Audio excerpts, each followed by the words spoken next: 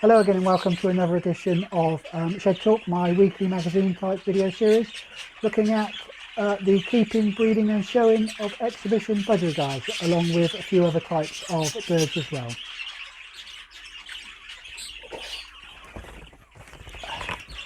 So what's in the box? Well, we're about to find out. Also there's another addition to this shed. If you want to find out what that is, then do stay tuned. But as always, a big thank you to those of you who subscribe to the channel and those of you who watch the videos every week, and to those of you who like the videos, and of course those of you who comment on the videos. A big thank you. We've just gone past, I think, around 900 subscribers, so we're approaching that magic number of 1,000 subscribers to the channel. So let's see if we can make that. If you don't already subscribe to the channel, then do hit the subscribe button, and as always, if you want early notifications of any of the videos that appear on the channel, then do hit the bell icon. So then it's time to open this box and see what's inside. But while I do the initial unpacking, let's have a look at some of the birds that were on show at the Oxford 1910 Cage Bird Society annual members show.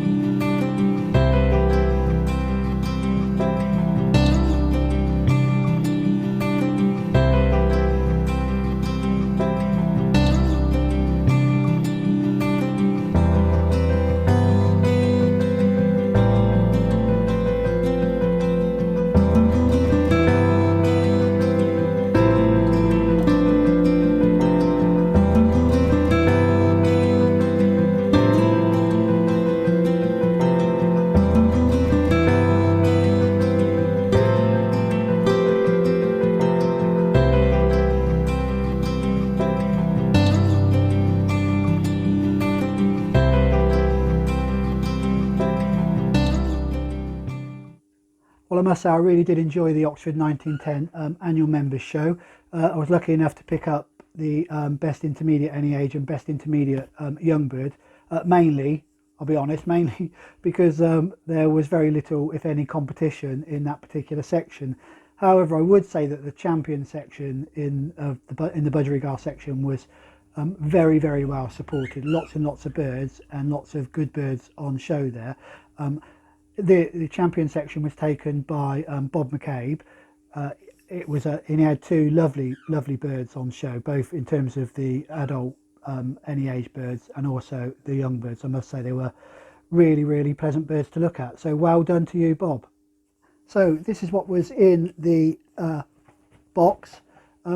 So in this particular shed, I do have a very small extractor fan, and that extractor fan was actually sufficient when all I had in here was the 6 breeding cages and the finches. Of course, the finches don't produce very much dust at all, and the 6 breeding cages, well, so there was a bit of dust. It wasn't too bad. You know, the budgerigars produce quite a lot of feather dust, but it wasn't too bad when there was only 6 breeding cages, and then, you know, and it got a little bit more, but again, not too bad when the young bird cage had a few birds in it. But since I've moved the adult birds into here, so now this shed now holds all of the budgerigars, I have known a significant increase in the amount of dust that's gathering, you know, that I'm having to clean up or wipe down and hoover up.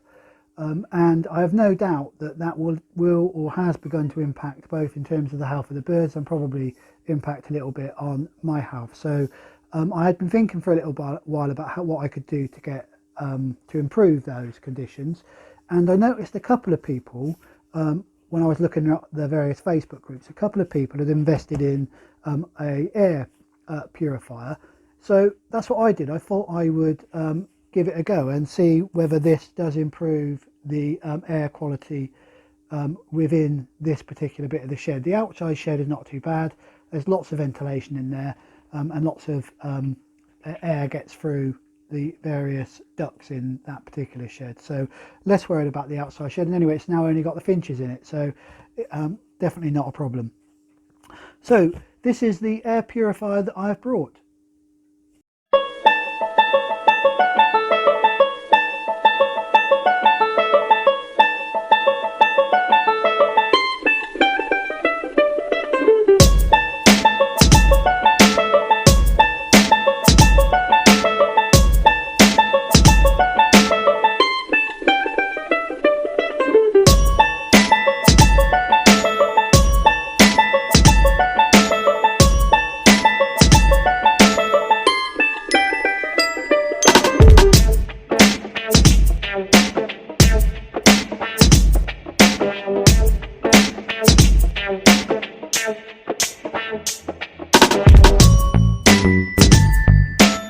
So as you can see, I've now got the air purifier set up and running. I've had it on now, so this is the second day I've been running it. It's got, just to talk you through what it's got, so it's got a pre-filter around the outside, this large bit which captures any of the large particles, and inside that it's got a filter that filters out all of the dust and smoke and all of those bits and pieces. So it talks about it being that being the main filter. It's got a carbon section in it which reduces all the smells, although I'm not sure there's that many really bad odours in the shed, but who knows, maybe I don't notice them. So it's got that, and then the two other things that it's got is a UV C light that's supposed to kill bacteria. Don't know whether how effective it will be in here, but it can't do any harm, can it, having something that kills bacteria and viruses and that sort of thing. So certainly, even if it's just even partly effective, it's better for the birds. And then the other thing that it's got that I haven't got switched on, I don't know if you can see it here, it's got an ionizer setting. When that's on, the effect of that, so whilst it's killing and sorting out all of the germs and stuff, one of the effects is that it produces ozone, and whilst it's only produced in smaller amounts, so it's not bad for the environment or anything, it's only a small amount, perfectly healthy for human beings and large pets, but it is a particular problem around small birds. So so for that reason I make sure that's not switched on. So if you get a free filter, what I would just say is don't turn the ionizer on, because that will produce, like I say, it produces ozone, and ozone is bad particularly for small birds, small cage birds. So that is left off, and I leave that off. It's got 3 speed settings. I've got it currently set on setting number 2, and I don't know if you can hear it running in the background or not, but that's setting number 2. You can hear the filter, you can definitely hear it, but it's not particularly loud, and when I'm sat in here just generally working, I don't really notice it. On the highest setting though, and I'll set it up now, so on that higher setting, and I'm sure you can hear that because it sounds really noisy to me, so and that's just a little bit too noisy for me when I'm in here, so I don't have it set on that. If I was doing any real work in here, maybe I would set it on the setting number 1, which is there, which is very quiet indeed. I imagine that's for bedrooms if you were sleeping, and you would have it set there. Like I say, I have it set on 2, which is fine from my point of view. And then finally, it's got a timer, so when you switch it, you can have it switched on permanently. I don't do that. What I do is I set it when I come in, first thing in the morning when I come in, I switch it on and set it to 12 hours, and that way this will go off after 12 hours, so that it's not then running. So in effect it's on for 50% of a day. I'll see how that seems, how that goes, and I will feedback at a future shed update on how I think it's working in terms of the shed. Like I say, it's only been going for that. This is only the 2nd day I've had it running, so I have no idea whether it's improving the amount of dust or not yet, but we will find out. And we'll have a look at the filters maybe in a couple of weeks to a month's time, just to see how much dust they are collecting. There we go. Can't do any harm, but I'll see how effective it is in a couple of weeks to a month. Like I say, that's the filter done. I did say right at the beginning, if you hold on to the end, there was one other new addition to the shed, or a couple of new additions to the shed, and we'll have a look at those. Sorry, I just got distracted there. I've got a new pair down and the hen keeps attacking the cockbird, so I just need to keep an eye on them. They were perfectly fine until I opened the nest box up, and now the hen's been inspecting the nest box and won't let the cock go up on any of the perches, so I'll keep an eye on those over the next couple of days to make sure that they settle down. Anyway, as I was saying, another couple of additions to the shed, and we'll go and take a look at those now. Well, as I said, if you wait to the end for the other new arrival in my shed, then these are them. So I've picked up a couple of 5 Canaries. Big thank you to Bob Honey and Dave Toval. Bob Honey I contacted initially after a number of people commented when I said about adding something to the flight suggested Canaries. Bob Honey is a champion canary breeder who also shows at Oxford 1910. He's a member of Oxford 1910 Club. I contacted him about it, and at the last show spoke to him about obtaining a pair of 5 Canaries, and between Bob and Dave Toval, another champion Budgerigar breeder, they picked me out a couple. So I've got, as I understand it, I'm still learning all this, a buff cockbird, which is the bird you can see here. Looks a bit bedraggled, and that's because it's literally just been bathing in the small dish of water that I put in the finch flight every morning.